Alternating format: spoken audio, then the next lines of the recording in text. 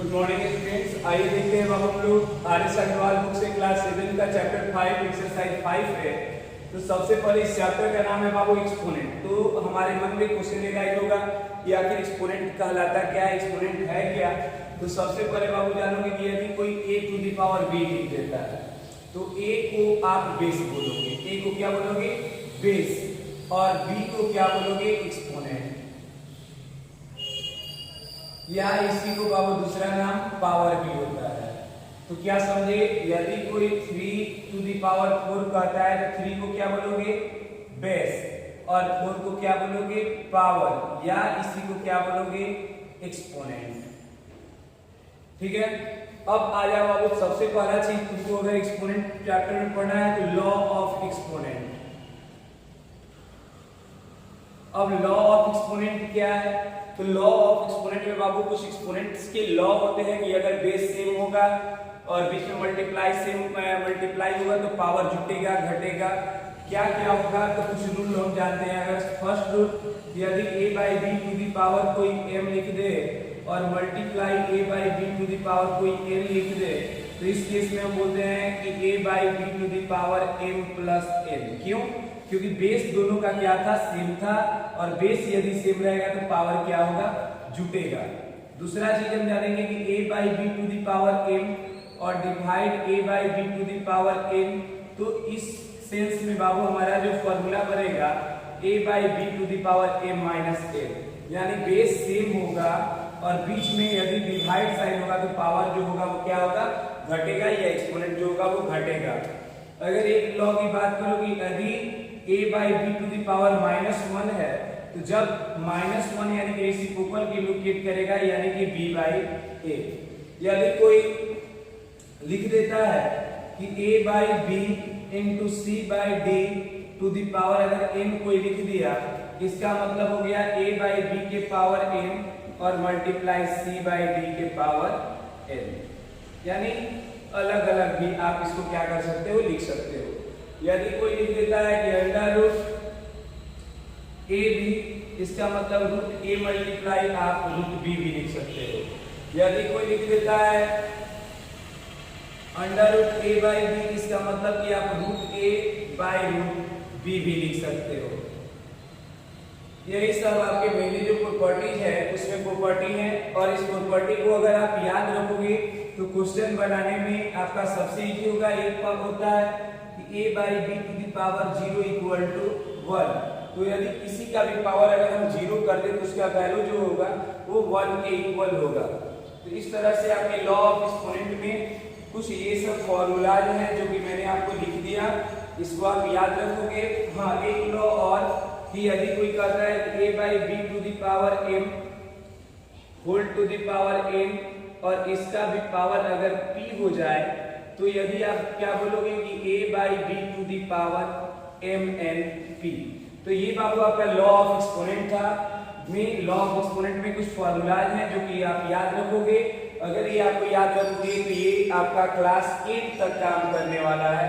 तो इस तरह से आप इस सारे फॉर्मूला को क्या करोगे 1 2 3 4 5 6 7 8, तो इसको क्या करोगे आप याद रखोगे। ठीक है, अब यहाँ की बात समझो।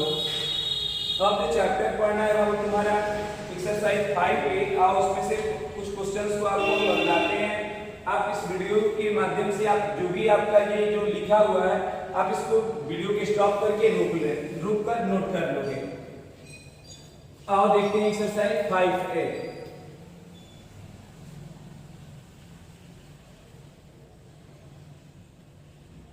बाबू एक्सरसाइज 5A में क्वेश्चन नंबर 1 जो है कह रहा है क्या कि पावर नोटेशन। क्या करना है इसमें, पावर नोटेशन करना है। जैसे लिखा है 1 नंबर के 5 by 7 multiply 5 by 7 multiply 5 by 7 multiply 5 by 7। तो बाबू देखो तो 5 कितना टाइम्स 1 2 3 4 7 भी 4 टाइम्स, यानी 5 बाई 7 टू दी पावर 4। दूसरी चीज बाबू जान लो कि यदि कोई कहता है x के पावर 4, इसका मतलब x into x into x into x 4 times. तो ऐसे ही पावर नोटेशन करना है। तो यदि कोई लिख रहा है कि -1/6 मल्टीप्लाई, या इससे अच्छा ये समझो कि -8 मल्टीप्लाई -8, कुछ आपके लिए भी छोड़ दे रहे हैं कि आप बनाओगे -8 मल्टीप्लाई -8 अब मल्टीप्लाई -8, तो बाबू -8 कितना टाइम्स आया? 5 टाइम्स, तो -8 टू द पावर 5। ये 4 नंबर क्वेश्चन था। क्वेश्चन नंबर 2 भी बाबू करना क्या है, तो express each of the following in power notation, फिर पावर नोटेशन करना है। अब देखो जैसे लिखा है 25/36, तो 25 को बाबू अगर प्राइम फैक्टर तोड़ोगे तो किससे टूटेगा? 5 से 5, 5, 5, 1। और अगर 36 की बात करोगे तो 2 से 18, 2 से 9, 3 से 3, 3 से 1, यानी कि इसमें 5 दो आया, इसमें 2 into 2 into 3 into 3। तो आपको ऐसा करना है कि ये 2 में कन्वर्ट हो जाए। तो देखो तो 3 2 जा 6, यानी कहने का मतलब ये जो होगा ये 5 का स्क्वायर और ये 6 का स्क्वायर है आंसर। तो ऐसे ही आपको लिख देना है, जैसे अगर लिखा हुआ है 32/343 और माइनस है तो -2 और ये किसका होता है? 3 का, तो 3 के 9 27 81 343, यानी कि पावर कितना होगा? 5 बार में ये आएगा। क्वेश्चन नंबर 3 बाबू देखो, क्वेश्चन नंबर 3 में कहा जा रहा है क्या? Express each of the following as a rational number, एक रेशनल नंबर बना देना है। जैसे लिखा है कि 2/5 के पावर 5, तो यानी इसका मतलब क्या हुआ कि 2/5 कितना टाइम्स? तो 5 टाइम्स। अब देखो 2 2 जा 4 2 जा 8 2 जा 16 2 जा 32 बाई 5 5 25 25 625 625 625 325। तो इस तरह से आप इसको क्या करोगे? पावर को नोट करोगे। जैसे लिखा है -1 टू द पावर 9, तो माइनस और दूसरा चीज की पावर इसका क्या है? Odd number. तो जब आपको पावर ऑड नंबर में होगा तो हम लोग क्या करेंगे? पावर ऑड है तो यानी ये वैल्यू जो होगा मेरा क्या हो जाएगा? -1, यानी -1 को कितना भी बार मल्टीप्लाई करें, अगर वो ऑड नंबर उसका पावर है तो -1, और अगर इवन नंबर होता है तो +1। अब यहाँ से क्वेश्चन नंबर 3 तक तो हम लोग पढ़ लिए। क्वेश्चन नंबर 4 को देखा जाए। क्वेश्चन नंबर 4 में कहा है express each of the following as a rational number, इसको भी रेशनल नंबर में लिखना है, यानी 4 टू द पावर -1। तो 4 टू द पावर -1 का मतलब क्या हो गया? यानी कि अगर किसी का भी पावर, ये हमने पढ़ाया था आपको कि a/b के पावर -1 यानी कि b/a, तो वैसे ही आप क्या करोगे? -4 को -4/1 भी बोल सकते हो, तो 1 -1/4 हो जाएगा आंसर। तो इस तरह से आपको क्या करना है? जैसे अब लिखा है 1/3 की पावर -1 यानी कि 3/1 आंसर। तो इस तरह से आपका क्वेश्चन नंबर 4 तक कंप्लीट हुआ। क्वेश्चन नंबर 5 में देखो क्या करना है? रेसिप्रोकल लिखना है। 5 नंबर में क्या करोगे?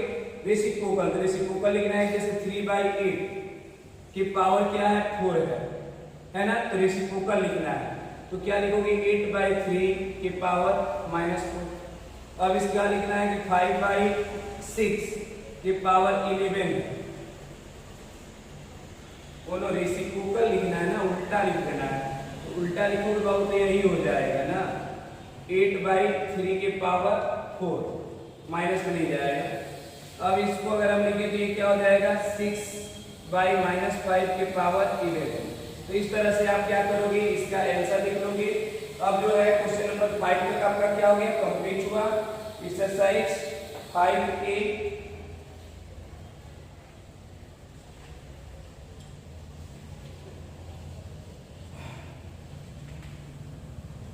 क्वेश्चन नंबर 4 5 8/3 की पावर -4 हो गया। ठीक है, तो इस तरह से आपका 5 तक कंप्लीट हुआ। नेक्स्ट वीडियो में हम लोग नेक्स्ट क्वेश्चन को देखेंगे।